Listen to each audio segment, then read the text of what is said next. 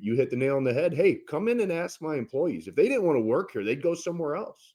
Right. Exactly. And the other thing is, I say, Garrett, they cannot explain to me why I have 5 times more applications for a $4 an hour job than I do for a $20 an hour job.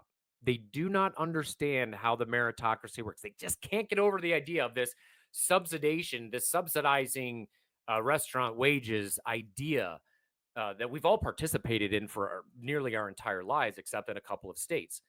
But that's, again, the indoctrination, the ingrained idea of all of these things that they just turn around and they just verbatim spew out without ever having worked in a restaurant, ever having employed a single person, ever had the idea of investing their own hard earned money into an enterprise, especially restaurants that have a very high failure rate anywhere in the nation, let alone Michigan.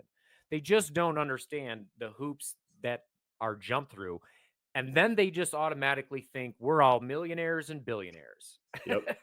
Like we're just rolling in the dough like Scrooge McDuck. Every morning I get up and I jump into my bin of coins. Like this is just absurd that anybody, I mean, 40% of restaurants in Michigan right now are insolvent, which means they do not make money.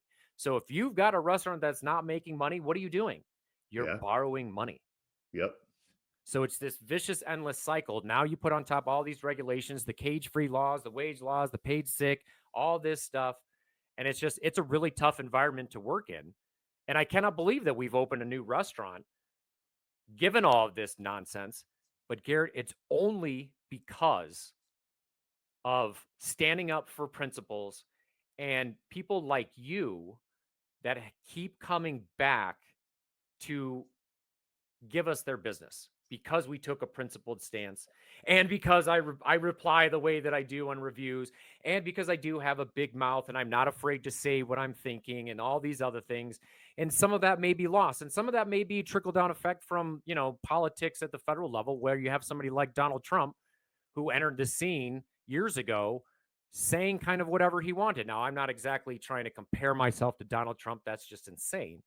But the idea is people want truth and honesty and not this polished over nonsense that we seem to be getting from so many politicians these days. You